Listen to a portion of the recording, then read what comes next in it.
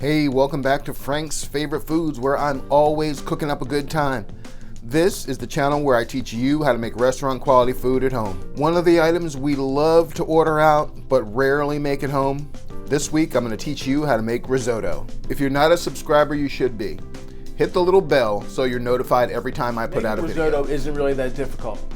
It requires some patience, so you've just got to take your time. Pour yourself a nice glass of wine. Well, of course, it's 8 o'clock in the morning, so I'm not going to have any wine. But who's drinking at 8 o'clock in the morning? Anyway, let's get back to making the risotto. To start, you'll need 1 cup of diced yellow onion. The onion and rice are the basic elements in this Italian classic. I'll be adding asparagus and red pepper to this risotto entree. If you hold the stalk in the middle and at the end, it'll separate it just the right part. Next, I'll cut these into bite-sized pieces about 1.25 inches in length. Next, we'll prepare the red pepper. I'm going to cut strips that are about the same size as the asparagus.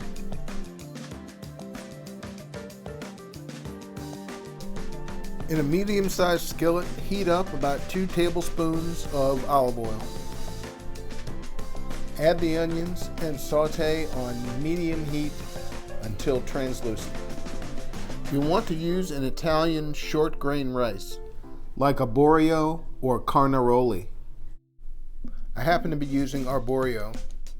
Make sure the rice is coated with oil and lightly toasted.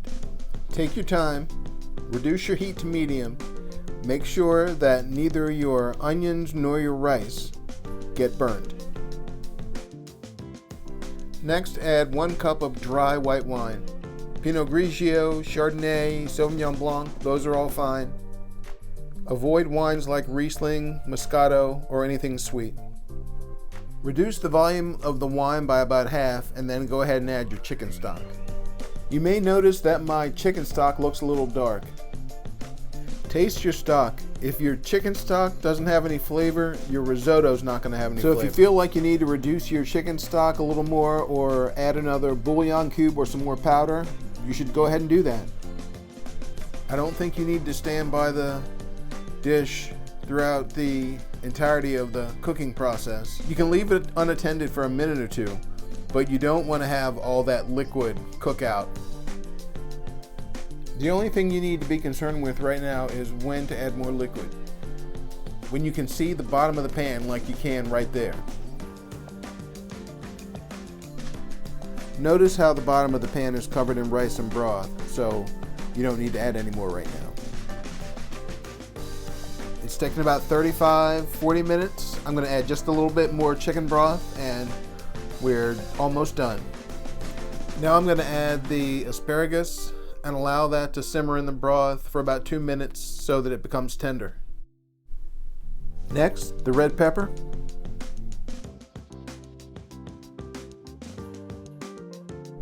We'll finish this off with some butter and some Parmigiano Reggiano cheese.